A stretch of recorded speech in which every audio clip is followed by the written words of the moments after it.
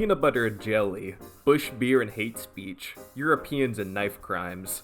What all these have in common are that they're iconic pairings, but none of them hold a candle to Roblox and zombies. It seems since the dawn of time, zombies have existed in some form or another in Roblox, whether they looked like this, or maybe even this.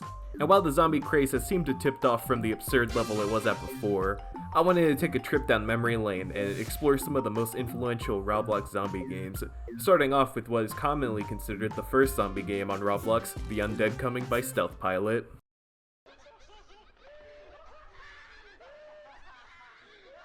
Created in 2007, The Undead Coming is a game where a group of survivors equipped with only pistols has to defend their house from zombies controlled by other players. The survivors are trapped in their house because of gas. Okay. The zombies start off slow, but eventually can be switched out for fast zombies instead. The survivors must survive until the timer reaches 0 to win, but if they all die before that, then the zombies win. From the footage you can tell that this game is bare bones, but that's to be expected for such an old game. At the time, this was all people got. This is the Undead Coming. You better take your sensitive ass back to Mike's Ultimate Paintball if you can't hang with it. The gameplay loop is repetitive, and after a few minutes you've seen everything the game has to offer. But it's interesting to me that this game sort of captures a Call of Duty Zombies type of gameplay loop when you think about it. You're grouped up in a confined area, and you have to group up into one spot to not be overrun. Well, that is if you don't train the zombies in COD, but you get the idea. You can also draw parallels to Left 4 Dead's Versus mode, with the PvP Survivor vs Zombies gameplay and even Special Infected.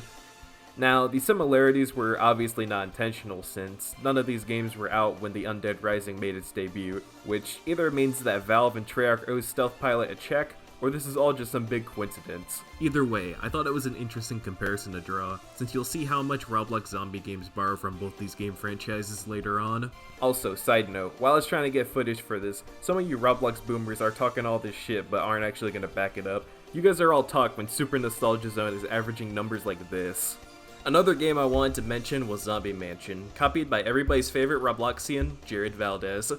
I didn't play much Undead Coming as a kid because it was way before I joined the game, but I did play a lot of Zombie Mansion, which is pretty much the exact same thing with a new coat of paint. It's the same deal. Survivors vs zombies, but the map was more difficult to hold out in one spot, so the general playstyle when I was a kid was to hide or get into a difficult spot to find. My favorite spot to hide was the showers because not much else to say about this game, other than the fact that it's completely broken and you can't play it anymore. Gee, thanks Roblox. Hey, this is post-editing Jim John. I realized while editing the video that I kept calling Reason to Die, Reason to Live. I guess I was getting Last One Alive and Reason to Die mixed up, so yeah, every single time I say live, I mean die. Being released in 2008, Reason to Live's gameplay takes heavily from the survival mode and versus mode for Left 4 Dead, having ammo caches, multiple special infected, and a timer to survive till. This game was very popular, allowing people to play a similar game to Left 4 Dead, but for free, which is a common trend in a lot of Roblox games now that I think about it. The game had an engaging gameplay loop with multiple maps and weapons to keep things from getting stale. I played this game a bit as a kid, but I mostly played Last One Alive, which was pretty much just the same thing. And I had a lot of fun with the game, but looking back now, there's a big problem. Reason to Live sorta sucks. I know, blasphemy, but during my time playing, I was not having any fun, and it's all due to one simple reason. The zombies are way too weak. At the beginning of the game, there are usually 2 or 3 zombies and maybe 8 or 9 survivors. And since there are so few zombies to look out for, you can't swarm the survivors or sneak up on them. The zombies are easy targets, and most of the times you'll die before you even spawn in. The way I like to think of it is, if in Left 4 Dead there were no common infected, the special infected would be worthless because you'd be able to see them coming from a mile away, and they wouldn't pose a real threat. Another problem with the game are the guns. The pistol is garbage and actually makes the game fair for the zombies, but every other gun can destroy the zombies in one shot. Being spawned in as a zombie first basically guarantees that you're gonna have no fun, and most people just leave if they get chosen to play zombies since the special infected are a joke. Not even the tank can stand up to these survivors. With all these problems in mind, the game sorta sucks. But there's another game that is very similar, but substantially better, and its name is Zombie Outbreak.